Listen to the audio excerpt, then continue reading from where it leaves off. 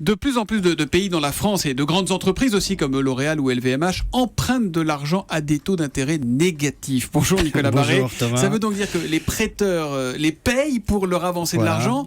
Si là, c'est pas la preuve que le monde financier marche sur la tête, je sais pas ce qu'il vous faut. C'est comme si nos banques, à nous particuliers, nous payaient pour qu'on leur emprunte des sous. Je vous confirme, c'est complètement absurde. À la rigueur, on peut comprendre qu'on puisse prêter de l'argent à taux zéro. Je vous prête 1 000 euros, vous me rendez 1 000 dans un an. Je prends pas d'intérêt, ça s'appelle un crédit gratuit. Mais quand les taux d'intérêt sont négatifs, ça veut dire que je vous prête 1 000 et que vous me rendez un peu moins un peu plus tard. Et en plus, je vous dis merci. Donc ça, c'est sympathique. Mais enfin, c'est pas très rationnel. C'est un crédit non pas gratuit, mais moins cher que gratuit.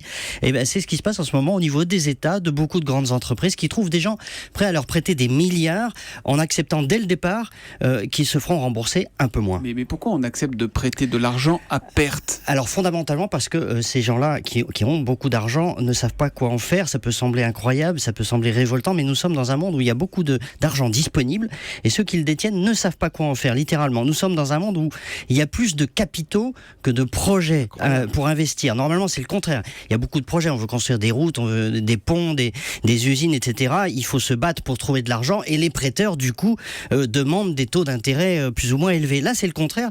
Le monde regorge de capitaux et ceux qui les détiennent se demandent plutôt quoi en faire. Attendez, on n'arrête pas de nous dire, et vous n'arrêtez pas de nous dire qu'il faut énormément d'argent, par exemple, pour financer la lutte contre le réchauffement climatique. Pourquoi cet argent ne va pas là-dedans ? Voilà, on cherchait des milliards là, pendant la COP21. Exactement, parce que les prêteurs se disent que ça ne sera pas assez rentable et du coup, tous ceux qui ont des gros capitaux à placer préfèrent prêter à des États, quitte à perdre un petit peu d'argent, plutôt que de prendre le risque de financer des projets qui peut-être ont des débouchés incertains. Et donc, finalement, un monde où les taux d'intérêt sont négatifs, c'est un monde qui manque de projets, c'est un monde qui refuse le risque, qui refuse l'avenir aussi, c'est un monde qui marche sur la tête parce que les besoins existent, il suffit de regarder autour de soi, de voyager, d'aller en Afrique, en Asie, les besoins sont là, les capitaux existent, mais les branchements ne se font pas entre les deux.